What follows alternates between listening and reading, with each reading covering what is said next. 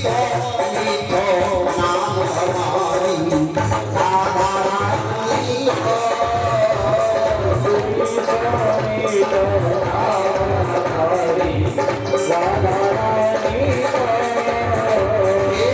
राधा रानी को हमारी ब्रज की ठाकुरानी को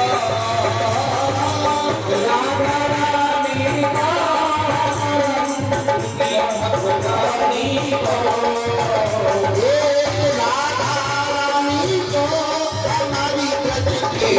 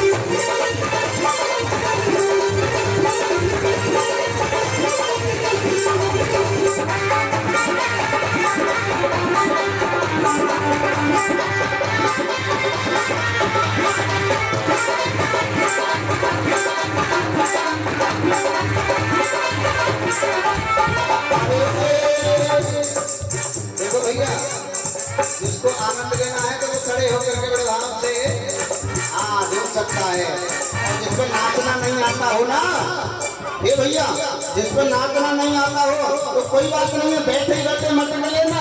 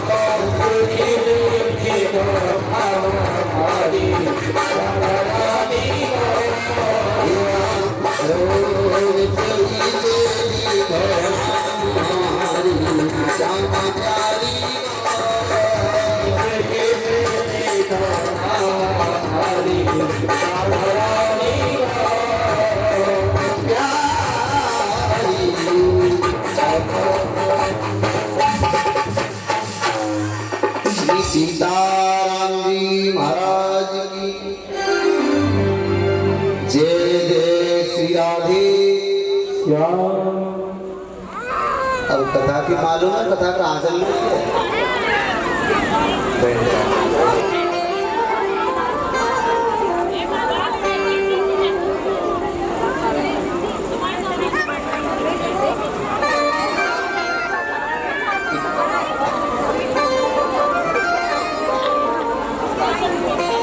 माता जी बैठ जा, जाकर लेन देन बैठ के कर लियो। कहाँ ले रहे? भोपाल कहाँ कर रही है तुम? कर ले भोपाल कर रही 500 100 को करते हो, फिर 100 चावल करनी है तो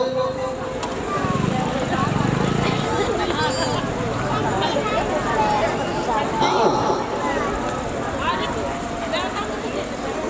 वृंदावन बिहारी लाल जय जय श्री राधे श्याम। जब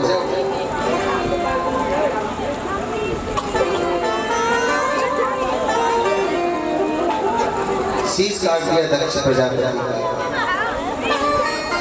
तो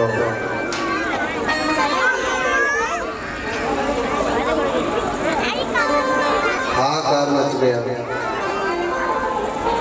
कृपा सिंधु की सभी देवता अमर आए कहीं हेतु।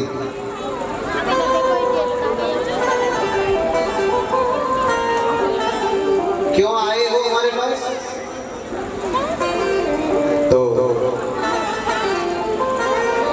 देवता लोग कहते हैं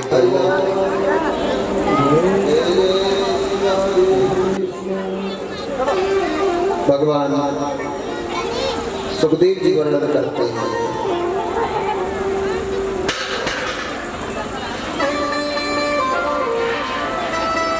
प्रियव्रतो उत्तान पादो सतरूपा पतये सुतो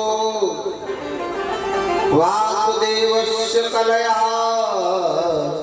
रक्षायां जगतः स्थितो। भगवान सुखदेव जी कहते हैं परीक्षित, मनु महाराज के दो पुत्र हैं उत्तानपाद और प्रियव्रत। राजा उत्तानपाद का वंश काफी बड़ा था और काफी वर्षों तक चला। राजा उत्तानपाद के यहाँ भक्त ध्रुव जैसे पुत्र जन्म लेकर के आए और राजा अंग हुए, राजा बैन हुए और सभी का कल्याण हुआ। और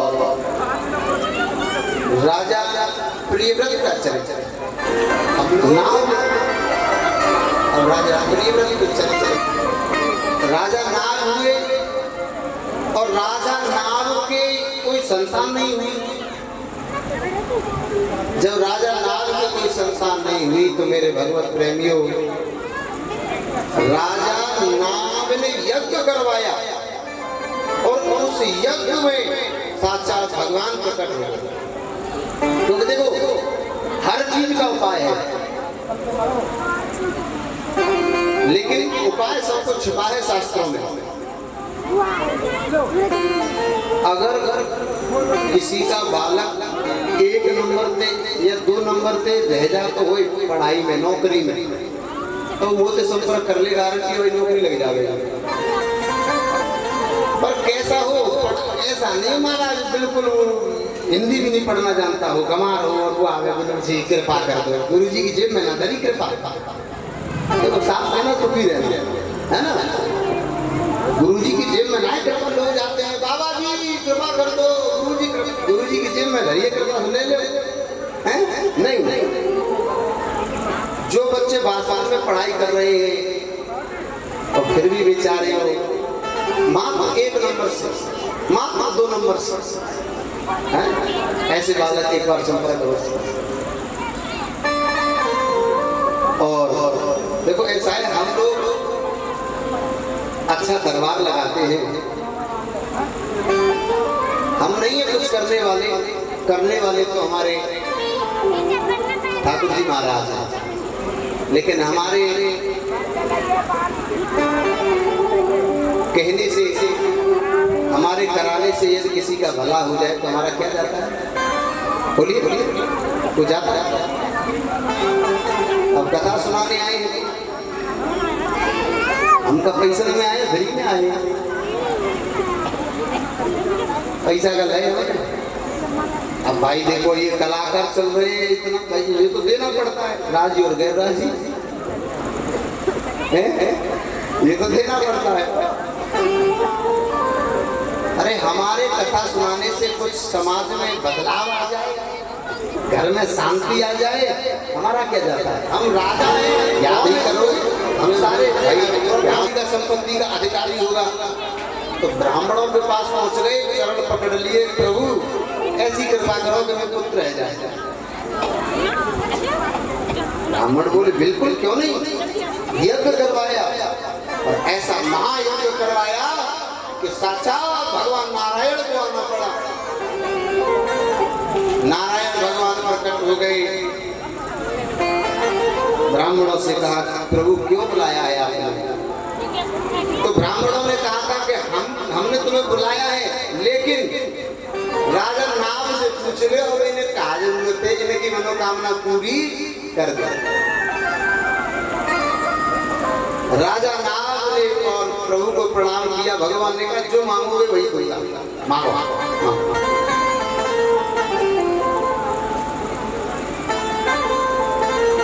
तो राजा नाग ने कहा प्रभु मेरे यहाँ संतान नहीं है, और अब साक्षात भगवान के दर्शन हो गए तो मैं ऐसी वैसी संतान थोड़ी लूंगा, जैसे आप हैं वैसे ही मेरे घर में पुत्र जन्म लेकर के आना चाहिए। भगवान नारायण बोले तो ये ब्राह्मणों ने अच्छे फंसा दिए, हमारे जैसा तो दुनिया में कोई है ही नहीं है। तो साक्षात भगवान नारायण ही और राजा नाग के यहाँ पर वो प्रकट होकर के आए और उनका नाम ऋषभदेव हुआ। बोलिए ऋषभदेव भगवान की। और जब से ऋषभदेव ने यहाँ जन्म लिया, अवतार लेकर के आए, तभी से एक नया धर्म बन गया है, जिसे आप लोग जानते होंगे जैन धर्म के नाम से। जैन धर्म जब से ऋषभदेव ने जन्म लिया तभी से जैन धर्म का नया धर्म एक उत्पन्न हो गया। भगवान ऋषभदेव अवतार नहीं लेते तो जैन धर्म भी नहीं होता। ऋषभदेव ने जन्म लिया तभी से नया धर्म जैन धर्म बन गया। और बंधु ऋषभदेव ने जयंती नाम की कन्या से विवाह किया और उनके 100 पुत्र उत्पन्न हुए। सबसे बड़े हैं महायोगी भरत जी, सबसे बड़े हैं महायोगी भरत जी। 100 पुत्र, वो चाहते तो एक दो भी कर लेते हैं, चाहे हमारा 100 पुत्र उत्पन्न होंगे, नहीं ये कोई बहुत कहाँ से पढ़ेंगे बच्चे हैं, महंगाई का जमाना है। देखो पिछले इस दुनिया में जाने कौन थे, सबसे ज्यादा पुराना धर्म है सनातन धर्म। और जब से हमारे भरत जी ने जन्म लिया तो हमारा ये भारत देश है ना, पहले नंबर इसका नाम था अजनाब खंड, और इस अजनाब खंड का नाम भरत जी ने जन्म लिया। एक शकुंतला नंदन भरत, एक केकई नंदन भरत और एक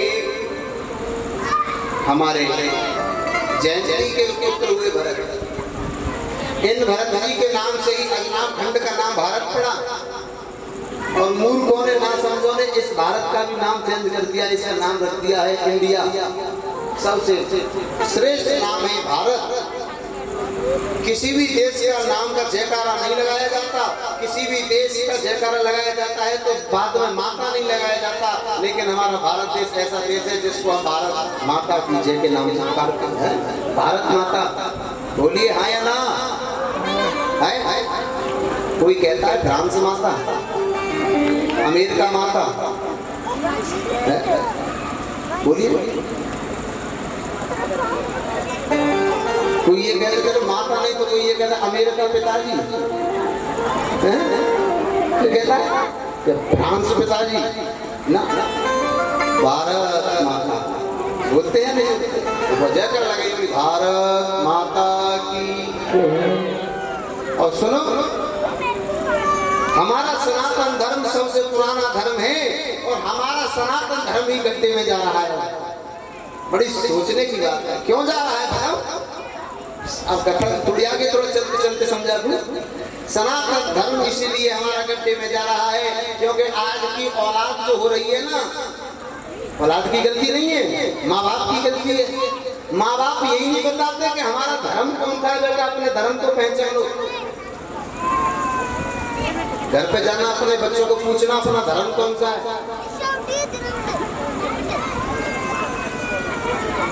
उन्हें यही नहीं पता धर्म क्या है, तो वो धर्म की परिभाषा क्या समझेंगे, दूसरों को धर्म के बारे में क्या बताएंगे।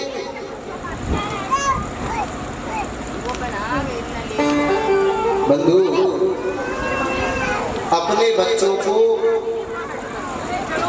शनिवार और मंगलवार हनुमान चालीसा पढ़वाया करो। अपने बच्चों, अगर आपको अपनी सनातन संस्कृति बचाए रखनी है तो अपने बच्चों को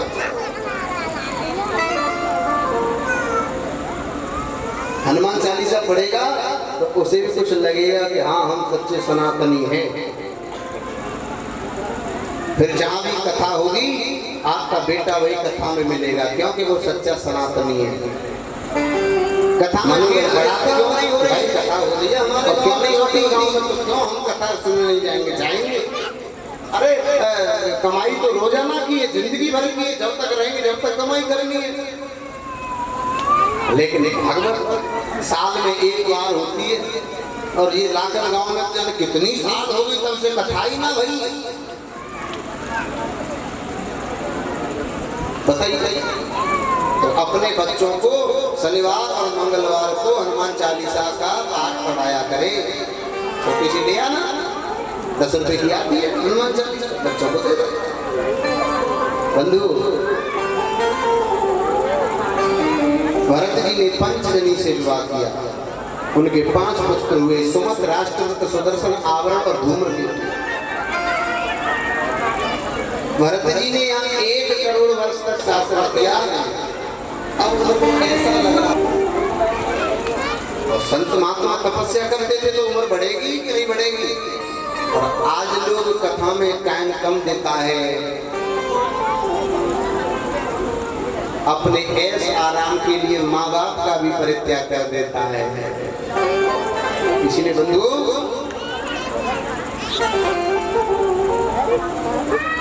1 करोड़ वर्ष हो गई, उन्हें परमात्मा के दर्शन होने लगे, तो भरत जी ने क्या किया कि अपना राजपाट परित्याग कर दिया, यानी अपने बच्चों को बांट दिया। और जब बच्चों को बांट दिया, भरत जी चले गए अभी आ जाऊंगा पुलह आश्रम पे। अभी राम कुमार लिया हम। और पुलह आश्रम कहाँ है? जहाँ गंडकी नदी बहती है, गंडकी नदी के किनारे पुलह आश्रम पे, वहां पे भजन करते हैं। लेकिन एक दिन क्या हुआ मेरे भगवत प्रेमियों,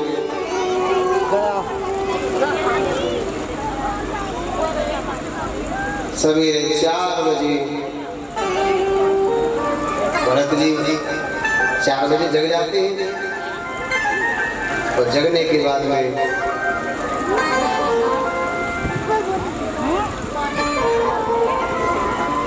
लघु शंका से निवृत्त होते हैं, तुरंत स्नान करते हैं, फिर भजन के लिए बैठ जाते हैं।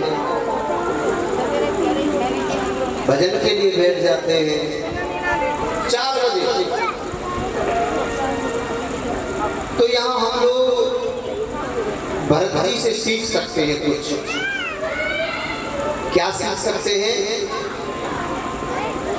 कि आज के युवा को सवेरे जल्दी जागना चाहिए।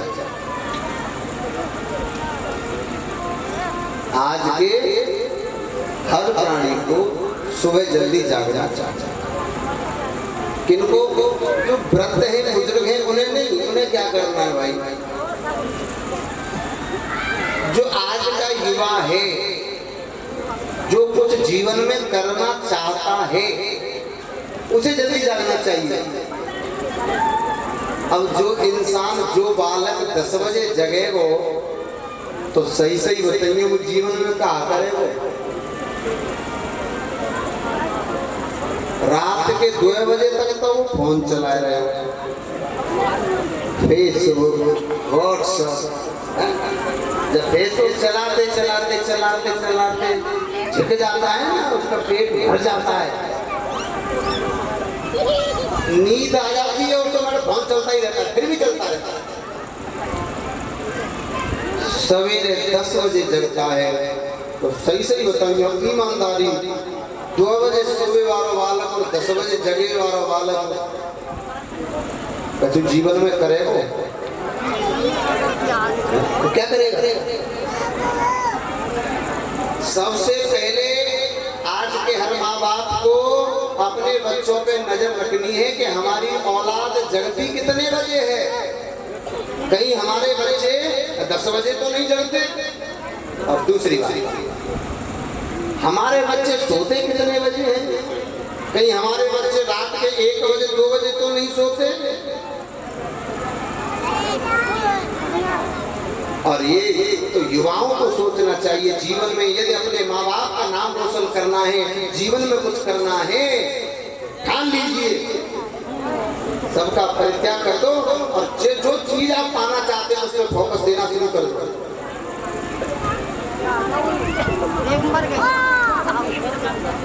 वरना सोने से कुछ नहीं होगा। सुबह 4 बजे जग जाओ, 4 बजे नहीं तो 5 बजे जग जाओ, 5 बजे नहीं तो 6 बजे जग जाओ, लेकिन 6 बजे तक तो जग ही जाओ भैया। सूरज निकल रहा है, जब घाम ज्यादा पड़ी, जब तेज लगी घाम तब कर रहे हैं, घाम ज्यादा तेज है, सीधी सीधी हवा चल रही है, बस हो गए आनंद आ रहा है। जब घाम पड़ी तब जग रहे, जल्दी जगना और सूर्य उदय होने से पहले पहले स्नान कर लेना चाहिए, वरना भैया उठ जाग मुसाफिर,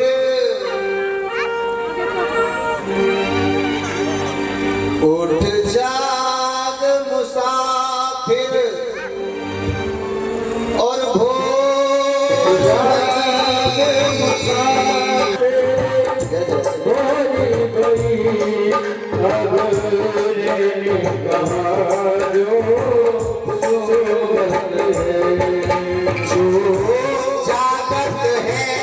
सो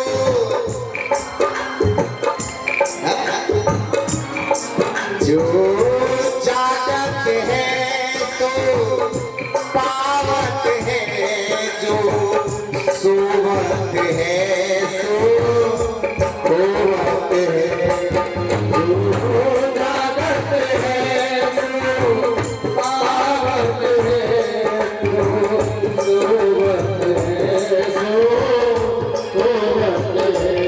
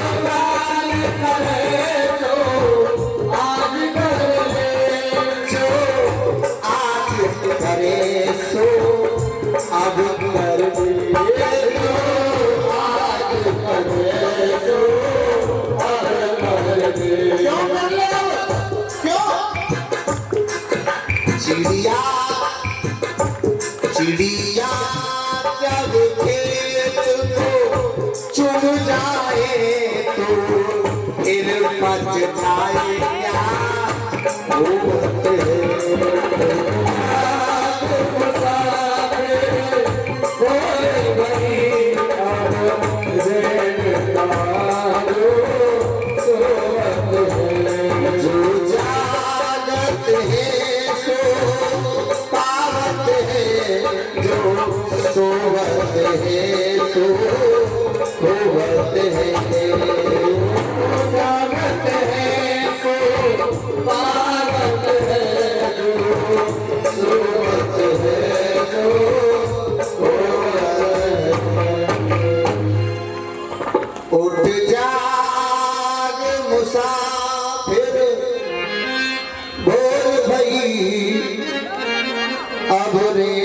कहाँ जो सोवत है,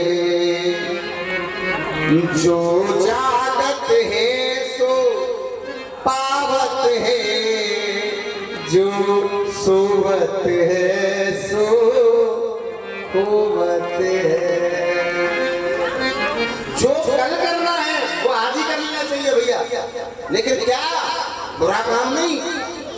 व्यास जी कह रहे कल कर आज ही कर, बुरा काम नहीं, गलत काम नहीं कर रहे हैं। अच्छा काम, धर्म का कार्य, पुण्य का काम जो कल करना है वो आज ही कर लेना चाहिए। किसी का मतलब बताओ, देखो भैया रावण ये कहता था कि मैं अग्नि से धुआं नहीं निकलने दूंगा। देवियों को बड़ा कष्ट होता है जब रोटी बनाने के चूल्हे पर लोग गैस चल रही है साहब, गैस दे दिए घर, अब तो धुआं कहाँ उठ रहा है गैस से, उठता है क्या? बोलो बोलो हाँ या ना? गैस में धुआं उठता है कभी कभी? बता दिया करो भाई, जब तो समझ में आएगा हमारा। गैस में धुआं उठता है ना, उतनी जोर से उठा पूरा कमरा भर जा,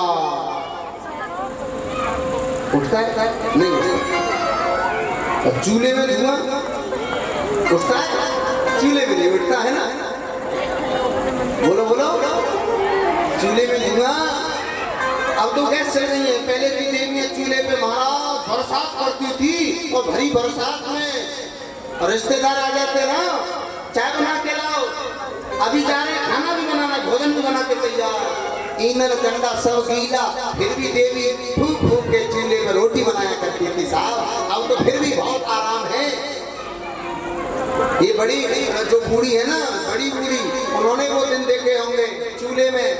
अब कोई ज्यादा पैसी बूढ़ी होती तो वो तो कहते आग लग जाए चूल्हे में, वो पहना बनने मत जा। हाँ वो क्या करे, लेकिन भाई भोजन बनाना है, कैसे भी बनाना, तो धुआं निकलता था, आंख फूट जाती थी, फूंकनी से फूंक मारते मारते मारा, सांस भी फूल जाती, आंख भी आया ना। तो रावण को बड़ा बुरा लगा कि देवियों को बड़ा कष्ट होता है, आग से धुआं नहीं निकलने दूंगा साहब। ये कहता है तो करता नहीं है, ये कहता है कि कर दूंगा, आज नहीं कल करूंगा, फिर कल, अरे 2 दिन बाद करूंगा, 2 दिन बाद, अरे कर ही दूंगा, मेरे हाथ में सब कुछ। क्यों? रसोई में अग्निदेव भोजन बनाते थे, भोजन थोड़ा सा भी अग्निदेव से कह देता है अग्निदेव अगर धुआं निकला ना खबरदार, अग्निदेव को तुरंत बंद कर देता, लेकिन ये कहता था कल कह दूंगा, परसों कर दूंगा, कर ही दूंगा। और दूसरी बात और कहता था कि मैं एक वृद्ध माँ बाप के सामने, बूढ़े माँ बाप के सामने और जवान बेटे को नहीं मरने दूंगा। क्या कहता था? बोलो बोलो बोलो। बूढ़े माँ बाप के सामने और मैं जवान बेटे की मृत्यु नहीं होने दूंगा, क्योंकि ये माँ बाप के सामने और जवान बेटा गुजर जाता है ना, ये तो उसी को मालूम पड़ता है, मर तो ना है, बाकी सब कर्म हो जाते हैं, वो मरता नहीं है वो, लेकिन सारे कर्म हो जाते हैं। तो रावण कहता है मैं ये भी नहीं होने दूंगा, पर कभी नहीं, कर दूंगा, आराम से कर दूंगा, अभी थोड़ी मर रहा हूँ, अभी थोड़ी मर रहे हैं, कर देंगे आराम से। और तीसरा और कहता था कि मैं स्वर्ग में जाने के लिए सोने की सीढ़ी बनवा दूंगा, स्वर्ग में जाने के लिए सोने की सीढ़ी बनवा दूंगा, लेकिन कर दूंगा, अभी नहीं, कल नहीं, 2 दिन बाद। और ऐसे कहता मरे वो और चलियो वो निकल